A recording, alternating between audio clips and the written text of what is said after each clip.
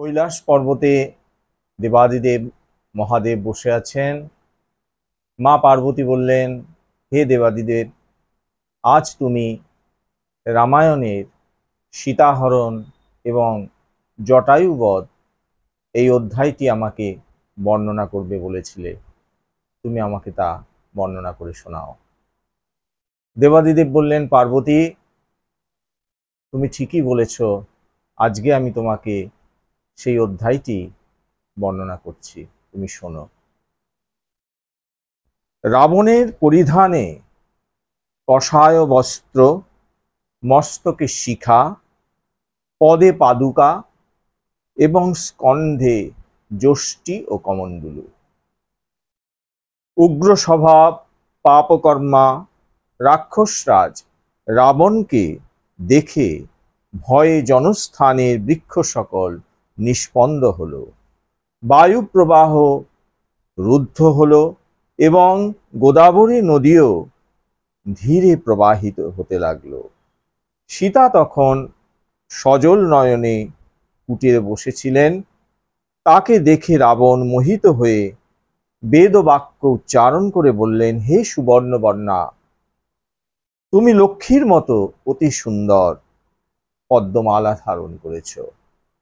তুমি কি শ্রী, রি, কীর্তি অথবা কোনো অপ্সরা? তোমার মতো রূপবতী নারী পূর্বে কখনো দেখি নাই। তুমি কে? এই প্রদেশে দেব, গন্ধর্ব, কিন্নরগণ বিচরণ করে না? রাক্ষসরাই এখানে বাস করে। তুমি কি প্রকারে এখানে এসেছ? সীতা তখন ব্রাহ্মণবেশী রাবণকে আসন এবং পাদ্য অর্ঘ্য দিয়ে অভ্যর্থনা করলেন দূর থেকে। সীতা বারবার বনের দিকে তাকাতে লাগলেন, কখন রাম ও লক্ষ্মণ ফিরে আসেন।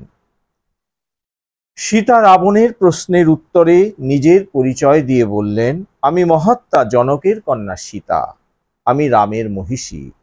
পিতৃসত্য পালনের জন্য আমার স্বামী বনে এসেছেন। আমিও রামের সাথে বনবাসী হয়েছি।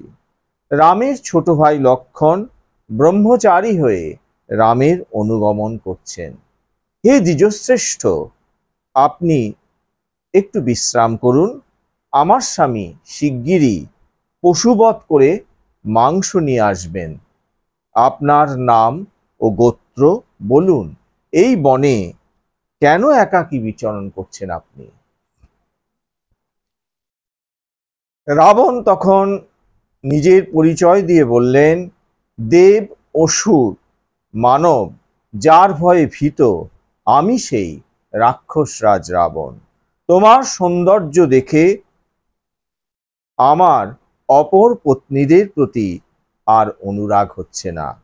আমি নানা স্থান থেকে সুন্দরী স্ত্রীদের এনেছি, তুমি আমার প্রধান মহিষী হও। সাগর বেষ্টিত পর্বতের উপর লঙ্কা নামে আমার মহানগরী আছে। বহু আভরণে ভূষিতা হয়ে তুমি সেখানকার উপবন সমূহে আমার সাথে বিহার করবে। আমার ভার্যা হলে 5000 দাসী তোমার সেবা করবে। রাবণের কথা শুনে সীতা ক্রুদ্ধ হয়ে বললেন, মহাপর্বতের মতো যিনি স্থির, মহাসমুদ্রের মতো যিনি ক্ষোভিত হন না, সেই মহেন্দ্র তুল্য রামের প্রতি আমি অনুরক্ত। তুই শৃগাল হয়ে সিংহিনী কামনা করছিস?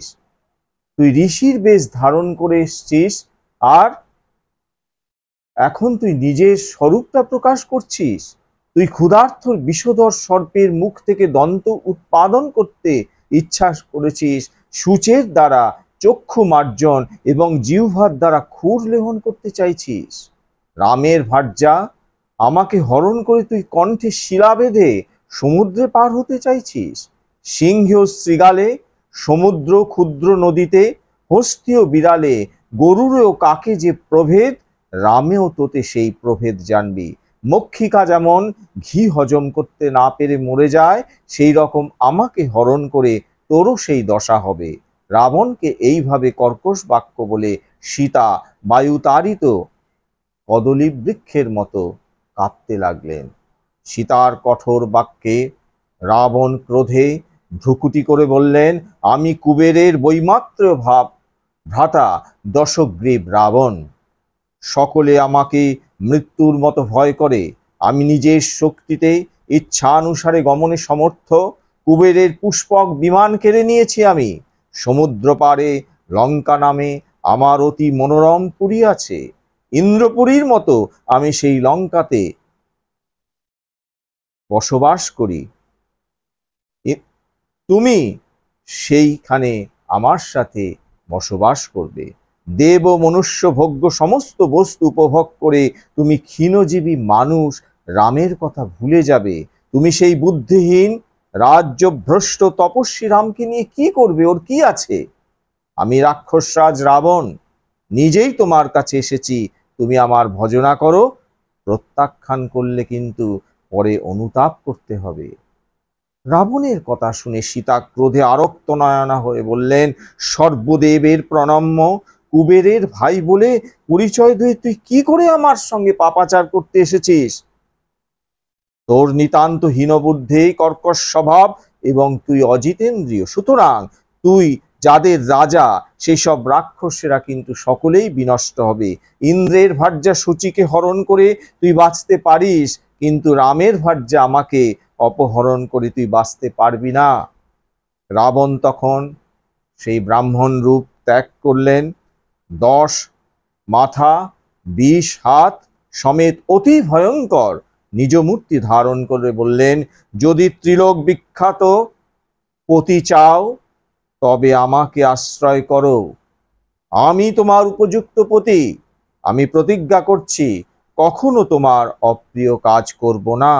মানুষ রামের প্রতি প্রণয় ত্যাগ করে আমার অনুরাগিনী হও।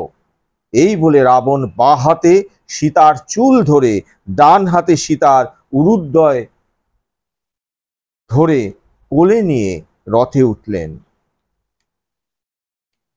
সীতা তখন উদ্ভ্রান্তের মতো উচ্চস্বরে বিলাপ করতে লাগলেন, হে মহাবাহু লক্ষণ, এই দুষ্ট রাবণ আমাকে চুরি করে নিয়ে যাচ্ছে। তুমি কি তা জানতে পারছো না হে রাম? তুমি ধর্মের জন্য রাজ্য সুখ এমনকি নিজের জীবন পর্যন্ত ত্যাগ করতে পারো, কিন্তু যে আমি অপহৃতা হচ্ছি তা কি তুমি দেখতে পাচ্ছ না? তুমি দুষ্ট লোকদের শাসন করো, তবে কেন এই পাপাচারী রাবণকে শাসন করছো না? এখন কইকেও ও তার বন্ধু বর্গের অভিলাষ সিদ্ধ হবে। সীতা জনস্থানে বৃক্ষ সকলকে, গোদাবরী নদীকে, বন দেবতাদের প্রার্থনা করতে লাগলেন, আপনারা সত্তর রামকে সংবাদ দিন যে রাবণ সীতাকে হরণ করে নিয়ে যাচ্ছে। এইভাবে বিলাপ করতে করতে সীতা গাছের উপর জটায়ুকে দেখে বললেন, এই পাপাচারী রাবণ আমাকে হরণ করে নিয়ে যাচ্ছে। রাবণ অস্ত্রধারী, সুতরাং আপনি তাকে নিবারণ করতে পারবেন না। আপনি রাম ও লক্ষ্মণকে আমার হরণ বার্তা বলবেন। জটায়ু তখন গাছের উপর নিদ্রিত ছিলেন, তিনি বৃদ্ধ হয়েছেন। সীতার কথা শুনে জেগে উঠে রাবণকে বললেন, ওহে দশানন, আমি ধর্মপরায়ণ সত্য প্রতিজ্ঞ বলবান গৃধ্রদের রাজা জটায়ু। তোমার এইরকম নিন্দিত কাজ করা উচিত নয়। রাম ইন্দ্র বরুণের মতো সকলের হিতকারী, সীতা সেই রামের ভার্যা। রাম তোমার রাজ্যে কোনো ক্ষতি করেননি, তবে তুমি কেন তার শত্রুতা করছো? শূর্পণখার জন্য রাম অত্যাচারী খরদূষণকে বধ করেছেন, এতে রামের দোষ কোথায় যে তুমি তার স্ত্রীকে অপহরণ করেছো? বৃত্রাসুর যেমন ইন্দ্রের বজ্রে দগ্ধ হয়েছে, সেই রকম তুমিও রামের কোপে কিন্তু দগ্ধ হবে। তুমি শিগগির সীতাকে ছেড়ে দাও। যে ভার বহন করতে বিশেষ কষ্ট হয় না, সে ভারই বহন করা উচিত। যে অন্ন বিনা ক্লেশে জীর্ণ হয় সেই অন্নই খাওয়া উচিত। যে কাজের অনুষ্ঠানে ধর্ম, যশ এবং কীর্তি স্থায়ী হয় না, কেবল শরীরেরই কষ্ট হয়, কোনো ব্যক্তি সে কাজ করতে পারে না। ওহে রাবণ, গৃধ্ররাজ জটায়ু 60,000 বছরের বৃদ্ধ এবং তুমি যুবা পুরুষ অস্ত্র ধারণ করে রথে রয়েছ, তবুও সীতাকে নিয়ে অক্ষত শরীরে তোমাকে আমি যেতে দেব না। সীতার শ্বশুর মহারাজ দশরথ আমার প্রিয় বন্ধু ছিলেন। প্রাণত্যাগ করেও মহারাজ দশরথ রামের প্রিয় কাজ আমি করব, দেখো আমি তোমার কি করি। জটায়ুর কথা শুনে রাবণ ক্রুদ্ধ হয়ে জটায়ুর দিকে ধেয়ে গেলেন। রাবণ বহু অস্ত্রের দ্বারা জটায়ুকে আক্রমণ করলে জটায়ু তার তীক্ষ্ণ নখযুক্ত পা দিয়ে রাবণের শরীরকে ক্ষতবিক্ষত করতে লাগলেন। রথের মধ্যে ক্রন্দনরতা সীতাকে দেখে জটায়ু রাবণের বাণ অগ্রাহ্য করে পা দিয়েই রাবণের মহাধনু ভেঙে দিলেন এবং সীতাকে বললেন, মাগো তুমি চিন্তা করো না, আমি জীবনের শেষ রক্তবিন্দু দিয়ে হলেও তোমাকে আমি রক্ষা করবার চেষ্টা করছি, মা তুমি স্থির হও। রাবণ তখন আর একটি ধনু দিয়ে স্বর নিক্ষেপ করতে থাকলে জটায়ুর চঞ্চুর সাহায্যে রাবণের ধনু, কবচ এবং রথ চূর্ণ করে দিলেন। রাবণ তখন রথ থেকে নেমে সীতাকে কোলে নিয়ে আবার আকাশ মার্গে যেতে লাগলেন। জটায়ু রাবণকে তাড়া করে তার পিঠের উপর বসে তার শরীর ক্ষতবিক্ষত করে চঞ্চু দিয়ে রাবণের বাঁ দিকের 10 হাত ছেদন করলেন। তখনই আবার রাবণের বাঁ হাত থেকে নতুন 10টা হাত বেরিয়ে আসলো। ক্রুদ্ধ রাবণ তখন সীতাকে কোল থেকে নামিয়ে রেখে খড়গ দিয়ে জটায়ুর 2 পক্ষ, পা এবং পার্শ্বদেশ কেটে ফেললেন। জটায়ু মৃতপ্রায় হয়ে মাটিতে পড়ে লাগলেন। সীতা আর্তনাদ করতে লাগলেন। জটায়ুকে ভূপতিত দেখে সীতা বিলাপ করে বললেন, হে রাম, চারিদিকে দুর্লক্ষণ দেখছি, মৃগ পক্ষীগণ আমার জন্য তোমার দিকে ছুটে যাচ্ছে, তবু তুমি নিজের বিপদের কথা জানতে পারছো না। যে পক্ষীরাজ দয়া করে আমায় রক্ষা করতে উদ্যত হয়েছিলেন, সেই শ্বশুর তুল্য জটায়ু আজ মৃত্যু পথযাত্রী হয়েছেন আমার জন্য, আমারই দুর্ভাগ্যের জন্য তিনি আজ ভূতলে শয়ন করেছেন। হে রাম, হে লক্ষ্মণ, এখন তোমরা আমাকে রক্ষা করো। রাবণ আবার সীতার দিকে আসছে দেখে সীতা কাঁদতে কাঁদতে একটি গাছকে জড়িয়ে ধরলেন। রাবণ তখন নিজের বিনাশের জন্য সীতার চুলের মুঠি ধরে আকাশ পথ দিয়ে যেতে লাগলেন। সমস্ত জগৎ অন্ধকারে আচ্ছন্ন হলো, বায়ুর গতিরুদ্ধ হয়ে গেল। পিতামহ ব্রহ্মা দিব্য দৃষ্টিতে সীতার নিগ্রহ দেখে হৃষ্টচিত্তে বললেন, যাক, দেবকার্য সিদ্ধ হয়েছে। দণ্ডকারণ্যবাসী ঋষিরা সীতার কষ্ট দেখে দুঃখিত হলেন, আবার রাবণের মৃত্যু আসন্ন জেনে আবার আনন্দিত হলেন যে রাবণ বধ নিশ্চয়ই হবে। সে যাই হোক, রাবণ তখন সীতাকে নিয়ে আকাশ পথে তীব্র বেগে যাচ্ছিলেন। তখন সীতার পায়ের নূপুর এবং অলঙ্কার সমূহ কক্ষচ্যুত তারার মতো পৃথিবীতে ছড়িয়ে পড়ল। সীতা কাঁদতে কাঁদতে ক্রুদ্ধ স্বরে বললেন, তুই অত্যন্ত নীচ স্বভাব, এ কাজ করে তোর লজ্জা হচ্ছে না? তুই চোরের মতো আমাকে হরণ করে পালিয়ে যাচ্ছিস, তুই নিতান্তই ভীরু। সেই জন্য মৃগের ছল করে আমার স্বামীকে আশ্রম থেকে দূরে নিয়ে গেছিস, আবার ঋষির ছদ্মবেশ ধারণ করেছিস। শ্বশুরের সখা বৃদ্ধ জটায়ুকে তুই বধ করেছিস। তোর এমনই বীরত্ব যে যুদ্ধে জয়লাভ করে আমাকে দিতে পারলি না। তুই নিজে বল বিক্রমের কীর্তন করছিস, তোর বল বিক্রমের ধিক, তোর বংশের কলঙ্ক। তুই দ্রুত বেগে পালিয়ে যাচ্ছিস, যদি এক মুহূর্ত অপেক্ষা করিস তবে আর প্রাণ নিয়ে ফিরতে পারবি না। তুই জানিস যে মুহূর্তে রাম আসবেন সেই মুহূর্তেই কিন্তু তুই বধ হবি। খর ও দূষণ এবং 14,000 সৈন্য একাই তিনি বধ করেছিলেন। তার বাণ থেকে কিন্তু রাবণ তোর নিষ্কৃতি নেই। বহু অরণ্য নির্জন প্রান্তের উপর দিয়ে যেতে যেতে সীতা একটি পাহাড়ের উপর 5 জন বানরকে দেখতে পারলেন। হে পার্বতী, এরই মধ্যে কিন্তু বসে আছেন পবনপুত্র হনুমানজি। রামের কাছে তারা অপহরণের সংবাদ দিতে পারে মনে করে সীতা রাবণের অলক্ষ্যে তার সুবর্ণ উত্তরীয় এবং অলঙ্কার সকল উপর থেকে ফেলে দিলেন। বানররা নিচ থেকে ক্রন্দনরতা সীতাকে অনিমেষ নয়নে দেখতে লাগলেন। এ কি হচ্ছে? রাবণ আকাশ পথে সীতাকে নিয়ে লঙ্কাপুরীতে প্রবেশ করলেন। সীতাকে অন্তঃপুরে রেখে রাবণ ঘোর দর্শন রাক্ষসীদের বললেন, আমার অনুমতি ছাড়া পুরুষ কিংবা স্ত্রী কেউ যেন সীতাকে দেখতে না পায়। ইনি মণিমুক্তা, বস্ত্র আভরণ যখন যা চাইবেন দেবে। জ্ঞানে হোক অজ্ঞানে হোক, যে এর সাথে অপ্রিয় ব্যবহার করবে আমি কিন্তু তাকে বধ করব। সীতার প্রকোষ্ঠে গিয়ে রাবণ দেখলেন যে সুখে দুঃখে অভিভূতা হয়ে সীতা কুক্কুর বেষ্টিত যূথভ্রষ্ট হরিণীর মতো রাক্ষসীদের মধ্যে বসে আছেন। রাবণ সীতাকে অন্তঃপুরের ঐশ্বর্য দেখাতে লাগলেন। প্রাসাদে সহস্র সহস্র মহিলা এবং নানাবিধ পাখি বাস করে। প্রাসাদে স্তম্ভসমূহ হস্তিদন্ত, স্বর্ণ, রজত এবং স্ফটিক নির্মিত এবং বহু গবাক্ষ সুবর্ণ জালে আচ্ছাদিত। রাবণ সীতাকে প্রলোভিত করবার জন্য বললেন, বালক ও বৃদ্ধ ছাড়া আমি ৩২ কোটি রাক্ষসদের অধিপতি। এখন আমার রাজ্য এবং জীবন তোমার অধীন। তুমি আমার প্রাণের চেয়ে প্রিয়।